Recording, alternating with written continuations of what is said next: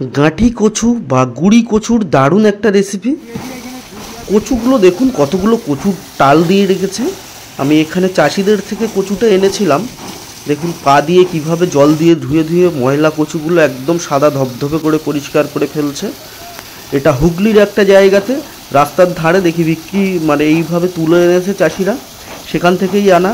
শুনেছি এখানকার কচুটা খুবই দারুণ, দারুণ স্বাদ হয় এবং সহজেই কচুটা গলে যায়। সম্পূর্ণ ভিডিওটা দেখতে থাকুন। বন্ধুরা, আপনারা দেখলেনই তো যে আমি চাষিদের থেকে কচু নিয়ে এসেছিলাম। এটাকে আপনারা কি কচু বলেন আমি জানি না, এটাকে আমরা বলি গুড়ি কচু। অনেকেই বলে শুনেছি গাঁঠি কচু, কেউ বলে মুখো কচু, অ্যাকচুয়ালি আমরা বলি গুড়ি কচু। তো এই কচু রান্না করব আজকে চিংড়ি মাছ দিয়ে। তার জন্য এখানে নিয়েছি চিংড়ি মাছ, আর নিয়েছি কিছুটা আলু কেটে, আর কচুগুলো কেটে পরিষ্কার করে নিয়েছি। এখন কিভাবে রান্নাটা করছি সম্পূর্ণ ভিডিওটা দেখতে থাকুন। চিংড়ি মাছ নিয়েছি। এখন চিংড়ি মাছটা আমি লবণ হলুদ মাখিয়ে নেবো একটু। তার জন্য প্রথমে দিচ্ছি একটু লবণ, সেই সঙ্গে দেবো একটু হলুদ গুঁড়ো। লবণ হলুদটা এখন খুব সুন্দর করে একটু মিশিয়ে নিচ্ছি চিংড়ি মাছের সঙ্গে।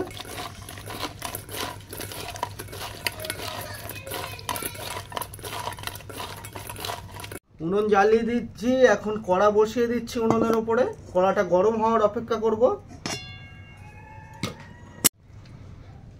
কড়াটা গরম হয়ে গেছে, এখন সর্ষের তেল দিয়ে দিচ্ছি কড়ার মধ্যে। চিংড়ি মাছটা ভাজবো।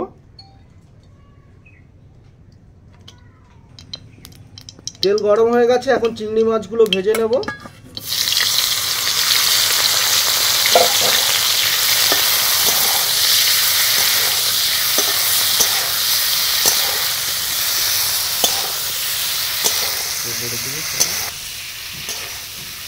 দুটো ক্যামেরাম্যান আজকে, মায়ের হাতে একটা ফোন।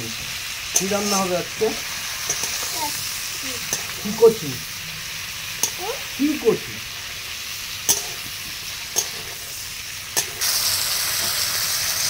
এখানে চিংড়িটা ভাজা হয়ে গেছে, এখন চিংড়িটা তুলে নিচ্ছি।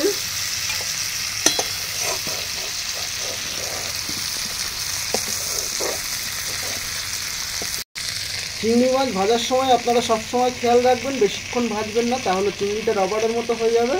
30 থেকে খুব বেশি জোর হলে 40 সেকেন্ড ততক্ষণ ভেজে নিলেই হবে। এখন ওই তেলের মধ্যে আমি কেটে রাখা পেঁয়াজ দিচ্ছি প্রথমে।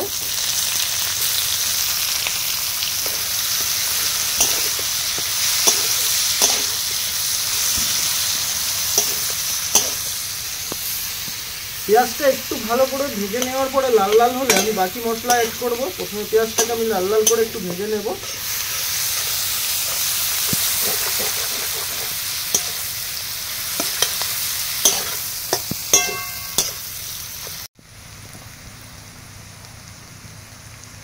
পেঁয়াজটা একটু ভাজা ভাজা হয়ে গেছে, এখন অ্যাড করছি টমেটো।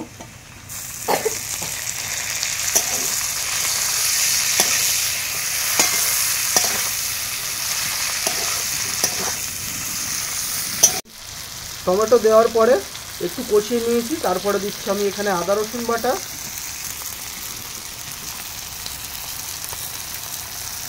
বাটাটা দিয়ে আবারও কিছুক্ষণ আমি কষিয়ে নেব, যতক্ষণ না পর্যন্ত আদা রসুনের কাঁচা গন্ধটা যায়।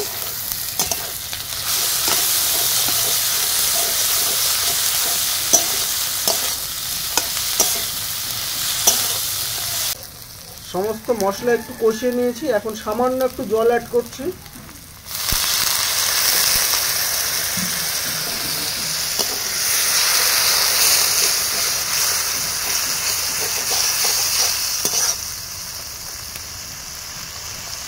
এবারে এখানে আমি অ্যাড করছি লবণ পরিমাণ মতো,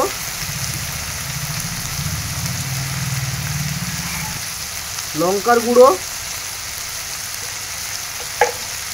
দিচ্ছি, হলুদ গুঁড়ো। সমস্ত মশলাটাকে এখন ভালো করে একটু কষিয়ে নেব।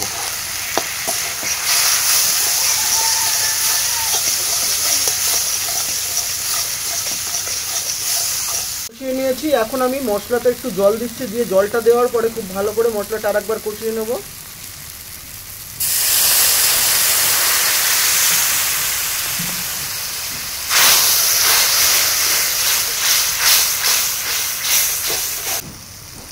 সমস্ত মশলা ভালো করে কষানো হয়ে গেছে, মশলা থেকে এখন তেল ছাড়তে শুরু করেছে। এখন কচু এবং কেটে রাখা আলুটা অ্যাড করে দিচ্ছি।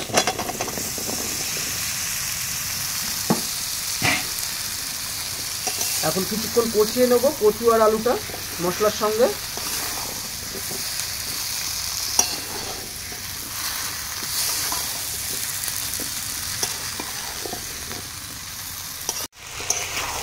কচুটা আমি 5 থেকে 6 মিনিট মতো ভালো করে কষিয়ে নিয়েছি। এখন আমি অ্যাড করছি এখানে ভেজে রাখা চিংড়িগুলো।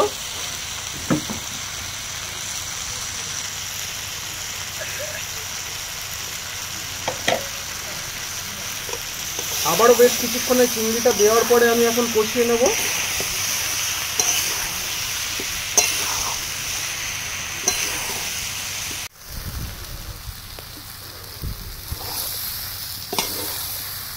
এখন বেশ কিছুক্ষণ কষিয়ে নেওয়ার পরে যখনই এরকম ড্রাই হয়ে যাবে তারপরে আমি এখানে জলটা অ্যাড করছি।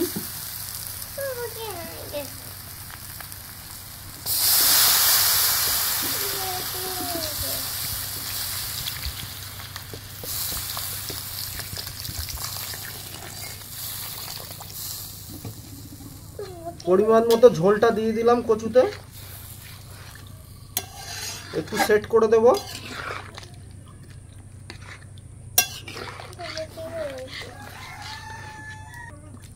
তারপরে এখন আমি ঢাকনা চাপা দিয়ে দেবো। এইভাবে ঢাকনা চাপা দিয়ে আমি 10 মিনিট লো আঁচে রেখে দেব। 10 থেকে 15 মিনিট পর ঢাকনাটা খুললাম। এখন রান্নাটা কমপ্লিট হয়ে গেছে।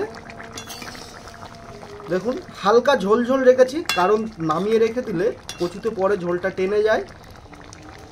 কতটা সিদ্ধ হয়েছে একবার দেখুন, আমি দেখিয়ে দিচ্ছি একটা কচু তুলে আপনাদের।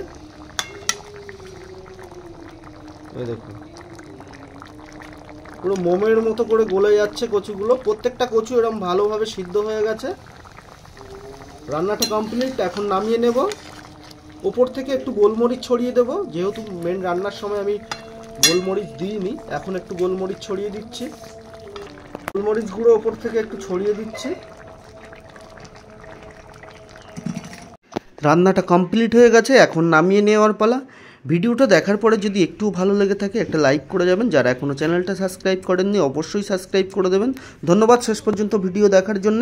আবার দেখা হবে নতুন কোনো দিনে নতুন কোনো ভিডিওতে।